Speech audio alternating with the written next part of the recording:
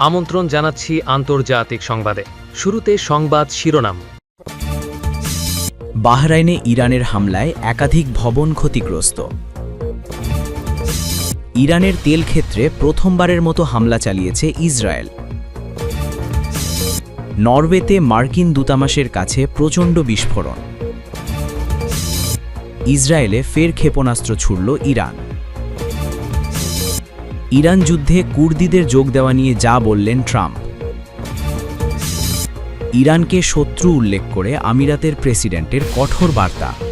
এতক্ষণ শুনছিলেন সংবাদ শিরোনাম, এবারে বিস্তারিত সংবাদ।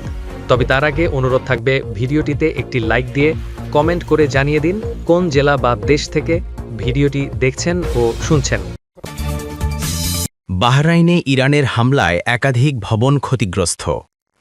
বাহরাইনের রাজধানী মানামাতে হামলা চালিয়েছে ইরান। শনিবারের এই হামলায় রাজধানীর কয়েকটি ভবন ক্ষতিগ্রস্ত হয়েছে এবং একটি ভবনে আগুন লাগার ঘটনাও ঘটেছে। বাহরাইনের প্রতিরক্ষা মন্ত্রণালয় এক বিবৃতিতে জানিয়েছে, ইরানের এই আক্রমণের ফলে একটি ভবনে আগুন ধরে যায় এবং আশপাশের আরও কয়েকটি ভবনের অবকাঠামোগত ক্ষতি হয়েছে। পরিস্থিতি নিয়ন্ত্রণে বেসামরিক প্রতিরক্ষা সংস্থা প্রয়োজনীয় ব্যবস্থা নিচ্ছে। এদিকে বাহরাইনের এই বক্তব্যের পর ইসলামিক বিপ্লবী গার্ড জানিয়েছে, তারা বাহরাইনে অবস্থিত মার্কিন বাহিনীর একটি ঘাঁটিকেও লক্ষ্য করে হামলা চালিয়েছে। তাদের দাবি, ওই ঘাঁটি থেকেই তাদের একটি পানি বিশুদ্ধকরণ প্ল্যান্টে হামলা করা হয়েছিল। এর প্রতিক্রিয়ায় তারা তাৎক্ষণিকভাবে মিসাইল সহ বিভিন্ন অস্ত্র ব্যবহার করে পাল্টা হামলা চালায়। সূত্র টাইমস অফ ইসরায়েল। ইরানের তেল ক্ষেত্রে প্রথমবারের মতো হামলা চালিয়েছে ইসরায়েল।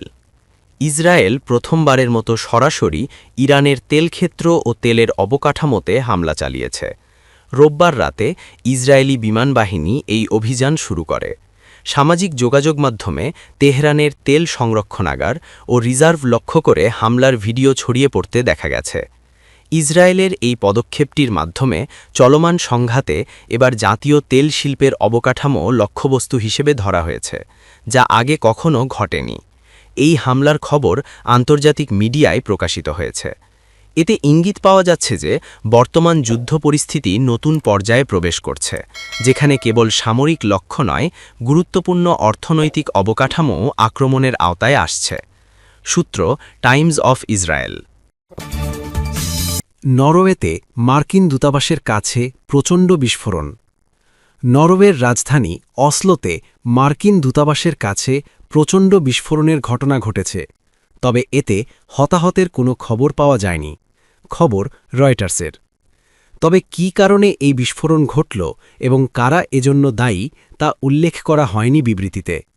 তবে বলা হয়েছে যে নরওয়ে পুলিশ নিয়মিত দূতাবাসের সঙ্গে যোগাযোগ রাখছে এবং যেখানে বিস্ফোরণ ঘটেছে সেখানে এবং তার আশপাশের এলাকায় পর্যাপ্ত পুলিশ সদস্য মোতায়েন করা হয়েছে।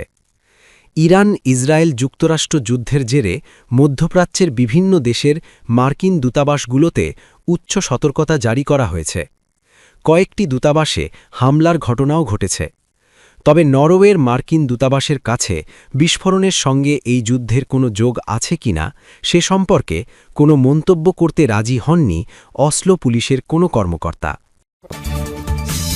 ইসরায়েলে ফের ক্ষেপণাস্ত্র ছুঁড়ল ইরান। ইসরায়েলকে লক্ষ্য করে ফের ক্ষেপণাস্ত্র ছুঁড়েছে ইরান। গতকাল শনিবার রাতে তেল আবিবকে লক্ষ্য করে একাধিকবার মিসাইল ছুঁড়েছে দেশটি। সংবাদমাধ্যম টাইমস অফ ইসরায়েল রবিবার সকালে জানায়, নতুন ক্ষেপণাস্ত্র হামলার প্রভাবে ইসরায়েলের মধ্যাঞ্চল ও উত্তরাঞ্চলে সতর্কতামূলক সাইরেন বাজছে। ইরানের ক্ষেপণাস্ত্র ছোড়ার পরিমাণ কমে গেলেও দেশটি প্রায় সারা রাত ইসরায়েলকে টার্গেট করেছে। তবে কোনো ক্ষেপণাস্ত্র সরাসরি আঘাত হেনেছে কিনা সেটি এখনও স্পষ্ট নয়। ইরান যুদ্ধে কুর্দিদের যোগ দেওয়া নিয়ে যা বললেন ট্রাম্প। মার্কিন প্রেসিডেন্ট ডোনাল্ড ট্রাম্প কুর্দি যোদ্ধাদের কোনো যুদ্ধে সম্পৃক্ত করার বিপক্ষে নিজের অবস্থান স্পষ্ট করেছেন।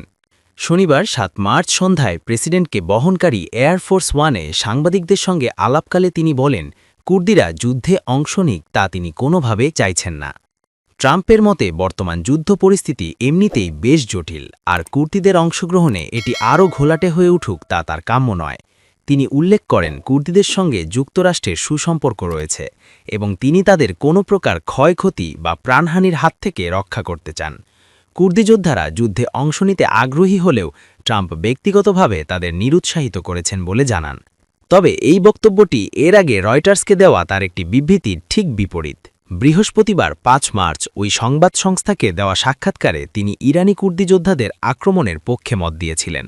ইতোপূর্বে হোয়াইট হাউস থেকেও কুর্দিদের অস্ত্রশস্ত্র প্রদানের খবরটি অস্বীকার করা হয়েছিল, যদিও তাদের অনেকেই অতীতে ইরাকে ইসলামিক স্টেটের বিরুদ্ধে লড়াই করার সময় মার্কিন বাহিনীর কাছ থেকে প্রশিক্ষণ পেয়েছিলেন। এদিকে উত্তর ইরাকে নির্বাসিত ইরানি কুর্দি বিরোধী দলগুলোর সঙ্গে বিবিসি যোগাযোগ করলে তারা সীমান্ত পেরিয়ে প্রবেশের বিষয়টি অস্বীকার করেছে। তবে কুর্দিস্তান ফ্রিডম পার্টির প্রতিনিধি হানা ইয়ারদানপানা জানিয়েছেন তারা তাদের যোদ্ধাদের সুরক্ষায় যুক্তরাষ্ট্রের কাছে বারবার নো ফ্লাই জোন বা বিমানমুক্ত অঞ্চল ঘোষণার অনুরোধ জানিয়ে আসছেন। সূত্র বিবিসি।